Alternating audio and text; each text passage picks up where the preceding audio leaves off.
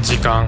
間とは一体何なのでしょうか。時計を見れば秒針は進むし、朝が来れば夜が来る。時間は私たちにとって当たり前すぎて、その存在を疑うことはほとんどありません。でも、もしこの時間が実は幻想であり、本当は存在しないと言ったら信じられますか？皆さんこんばんは、ミスタービヨンドです。本日は最も身近でありながら意外と知られていない時間の本質についてご紹介します。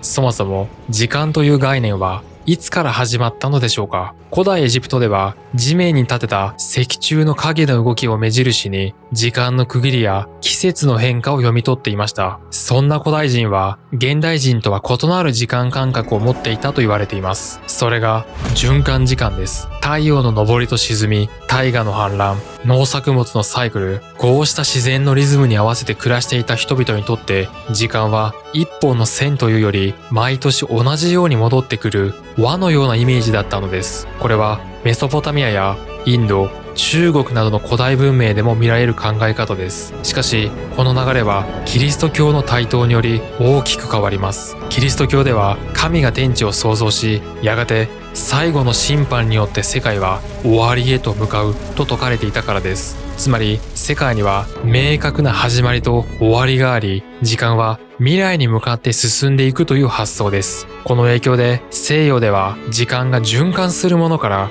未来に向かって進む一本の直線というイメージへと次第に変化していきました。現代の私たちが当たり前だと思っている時間感覚もこの流れの中で形作られたと考えられています。そして17世紀科学革命の時代に入ると、この直線的な時間のイメージを物理学の言葉で徹底的に定義した人物が登場します。アイザック・ニュートンです。1687年、ニュートンは自然哲学の数学的諸原理を出版し、絶対的真の数学的な時間という概念を導入しました。これは宇宙のどこにいても同じ速さで流れる絶対時間が存在し、あらゆる運動はその絶対時間を基準に測れるというものです。月にいても別の銀河にいても宇宙のどこにいても全員が同じただ一つの時間を共有しているイメージです。しかし20世紀に入ると、この時間概念がアインシュタインによって根本からひっくり返されることになります。1905年、物理学者アルベルト・アインシュタインは革命的な理論を発表しました。それが特殊相対性理論です。アインシュタインはこう主張しました。時間は相対的であり、速度が増すと時間は遅れる。これは衝撃的な主張でした。ある観測者から見て、運動している人の時計は静止している人の時計よりもゆっくり進む。つまり人によって物理的に流れる時間の速さが違うというのです。しかし冷静に考えるとこれは奇妙な話です。もしこれが事実なら、私と皆さんは厳密には違う時間を生きていることになります。ただ普通に生きている中でこの時間のズレを体感している人はいないはずです。当時、多くの科学者もまさに同じ疑問を抱いていました。しかし、次第にアインシュタインの理論こそが時間の本質を正しく捉えていることが判明していきます。1971年、アメリカの物理学者ジョセフ・ハーフェルと天文学者リチャード・キーティングはある実験を行いました。複数の原子時計を飛行機に乗せて地球を2周させたのです。これは速度が増すと本当に時間が遅れるのか、また高度による重力の影響で時間の進み方が変わるのかを確かめるための実験でした。結果は驚くべきものでした。なんと地上の時計と比較したとき、東回りでは約59ナノ秒遅れ、西回りでは約273ナノ秒進むというズレが実際に観測されたのです。つまりニュートンが唱えた絶対時間は存在しませんでした。ただそうは言ってもまだイメージできていない人もいると思います。なのでこの相対性理論の考え方を簡単に解説しましょう。まず速度の相対性について考えてみます。時速 100km で走る車 A の後ろから時速 120km の車 B が追い越してきた場合、 A から見ると B は時速 20km で近づいてくるように見えます。互いに同じ速度で並走していれば止まって見え、すれ違えば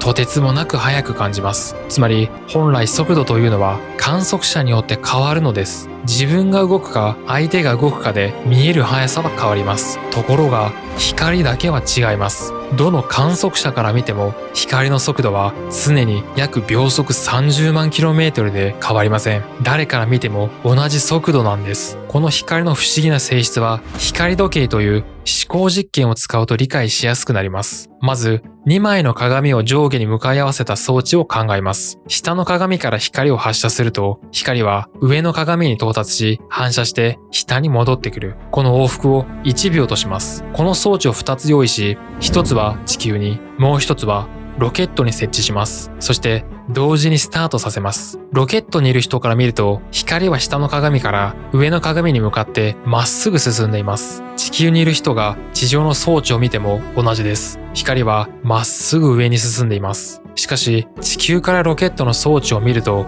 事情は変わります。ロケットは前に進んでいるため光は真上ではなく斜め上に進んでいるように見えるのです。斜めに進むということは真上に進むよりも長い距離を移動しなければなりません。するとここで問題が生じます。光は誰から見ても同じ速度です。より長い距離を進まなければいけないのに速度は変えられません。するとどうなるか。地球の装置で1秒が経過した時点ではロケットの装置で発せられた光はまだ1往復終えていないことになります。つまり地球から見るとロケット側の1秒は地球側の1秒よりも長くゆっくり進んでいるように見えるわけです。これが時間の遅れの本質です。光の速さは絶対に変えられない代わりに時間の進み方が伸び縮みして帳尻を合わせているのです。ではなぜ私たちはこの時間の遅延を日常で感じないのか。それは私たちの移動速度があまりにも遅いからです。歩く、走る、電車で移動する、どれも出せる速度はたかが知れています。しかし人工衛星レベルになると話は変わってきます。 GPS に使われている人工衛星は時速約 14,000km で地球を周回しています。そのため相対性理論を加味したプログラム補正を行わないと GPS はなんと1日で 10km 以上もずれてしまうのです。つまりこの世界における時間は絶対的ではありません。常に観測者に対して相対的なんです。しかし話はこれでは終わりません。アインシュタインが巻き起こした革命からおよそ半世紀後、物理学者たちはさらにこの世界の深淵を覗き始めます。するとある根源的な疑問が浮かび上がってくるのです。そもそも宇宙には物理的な時間は存在していないのではないかという問いです。しかしなぜそんな大胆な疑問が生まれるのか。実は大きく3つの理由があります。まず一つ目は宇宙全体を表す方程式から時間が消えてしまうという話です。1960年代後半、物理学者たちはある難題に挑んでいました。アインシュタインの一般相対性理論で説明できる重力と量子力学の考え方を一つの枠組みでまとめようとしたのです。その中でジョン・ホイーラーやブライス・ド・ウィットらは宇宙全体を一つの方程式で表すことを目指しました。後にウィーラード・ウィット方程式と呼ばれる式です。ところがここでありえないことが起きます。通常量子力学では時間とともに状態がどう変わるかを計算します。なので方程式の中には当たり前のように時間を表す変数が出てきます。ところが宇宙全体を記述しようとすると時間を含めずとも式が成り立つことが分かったのです。そのため時間は宇宙を記述するために必須の要素ではないのではという疑問が生まれました。この違和感を徹底的に追求したのがイギリスの理論物理学者ジュリアン・バーバーです。彼は研究を重ね最終的に量子宇宙には本来の意味での時間の流れはない、根本レベルでは時間は存在しないという立場を取るに至りました。彼の著書なぜ時間は存在しないかでも宇宙を永遠の現在の集合として描いているほどです。またループ量子重力の研究で知られるイタリアの理論物理学者カルロ・ロベッリも著書時間は存在しないの中で時間は世界の基本的な成分ではない出来事同士の関係から立ち上がる派生的な性質に過ぎないと主張しています。ロベッリ博士は根本にあるのは出来事であり時間や空間はその出来事同士の関係を整理するときに貼るラベルのようなものに過ぎないと考えています。もちろんこれはまだ世界の構造を示す仮説の一つに過ぎません。しかし多くの研究者がこの時間の問題に注目しているのもまた事実です。二つ目は過去現在未来が同時に存在しているかもしれないという話です。1908年、アインシュタインの相対性理論を受けて数学者ヘルマン・ミンコフスキーは時間と空間は時空として一つにまとめることができるのではないかと提唱しました。つまり時間は流れる何かではなく世界の構造として捉えられるということです。するとある問題が浮かび上がってきます。相対性理論では全員に共通する絶対的な今を定義することはできません。今 A さんに起きている出来事は B さんにとっては過去や未来に分類されることもあるからです。この問題に対して1960年代物理学者たちはある大胆な仮説にたどり着きます。それが過去現在未来が4次元時空の中に一塊のブロックとして同時に存在しているのではないかという仮説です。こうして登場したのがブロックユニバースという考え方です。少しイメージしづらいので映画のフィルムで例えてみましょう。映画は実際に視聴しないと物語の展開を知ることはできません。しかしフィルムそのものを見れば物語の最初から最後までが全て同時に存在しています。ブロックユニバースの世界観はまさにこの映画フィルムのようなものです。ただここで一つ疑問が残ります。もし世界がこのような塊として存在しているのだとしたら、私たちが感じている時間が流れているという感覚は一体どこから来るのでしょうか。この点について一部の研究者は次のように考えています。時間の流れは時空そのものの性質ではなく、私たちが出来事を順番に経験し記憶として積み上げていく過程で生まれる感覚なのではないかと。こうした理由から一部の物理学者や哲学者は相対性理論の世界観に従うとブロックユニバースのような見方が理にかなっているのではないかと考えています。しかしこの考え方には受け入れがたい問題があります。もしブロックユニバースが正しいとすると、未来はすでに存在していると解釈できるからです。未来を自由に選択できている希望も未来を変えるためにしている行動も全ては初めから決まっていた筋書きということです。これは自由意志そのものを揺るがす話です。ただ誤解していただきたくないのは、これもまた世界の構造を示す仮説の一つに過ぎないということです。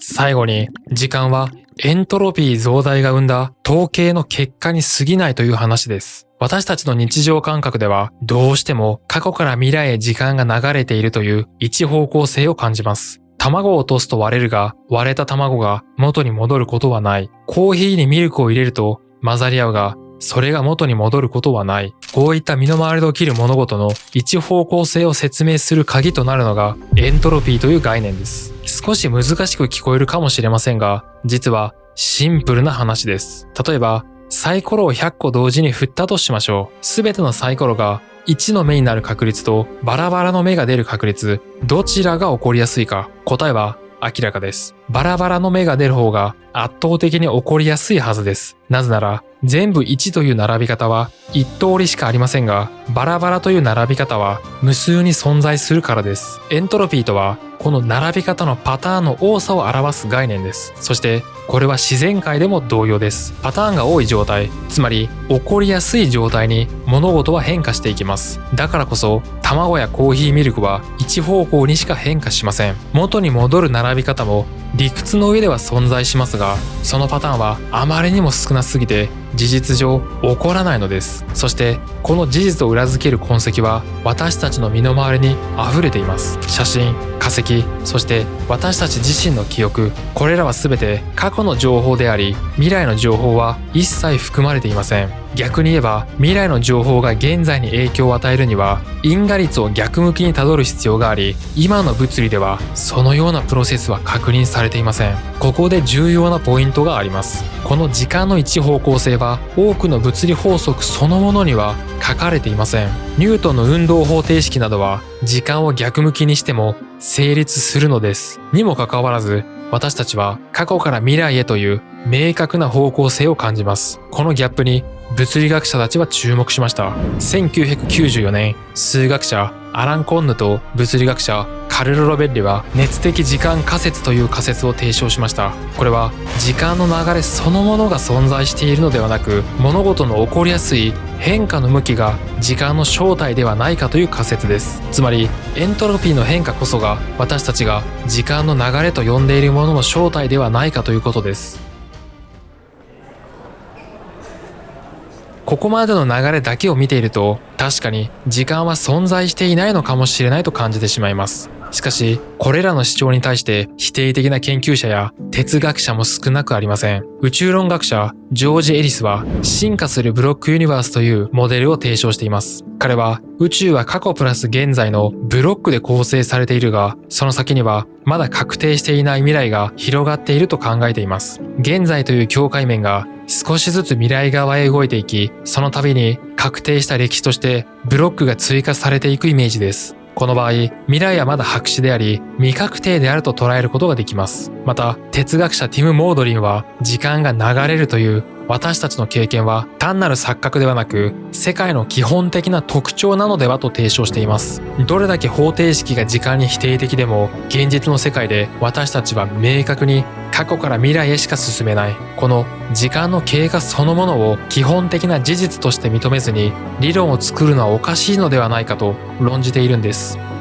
いかがでしたでしょうか。ここまで見てきたように、私たちが信じてきた時間は存在していないのかもしれません。なんなら4次元ブロックとして見たとき、運命のようなものまであるとすら思えてきました。ただそれでも一つだけはっきりしていることがあります。いつだって私たちが直接コントロールできるのは今この瞬間だけということです。オーストラリアの緩和ケア看護師ブロニー・ウェアさんが自身の著書で語っているのは、終末期の患者さんから何度も耳にした後悔の言葉です。もっと自分に正直に生きればよかった。やりたいことを先延ばしにしなければよかった。もし本当に運命があるとしても、人生を振り返った時に残るのは、あの時やった、あの時やらなかったという自分の選択だけです。せっかくの一度きりの人生です。運命が決まっていようが決まっていまいが、やりたいことや夢を先延ばしにせず、最高に楽しんで盛大に笑いましょう。その積み重ねこそが私たちの人生を豊かにしてくれるはずです。本日は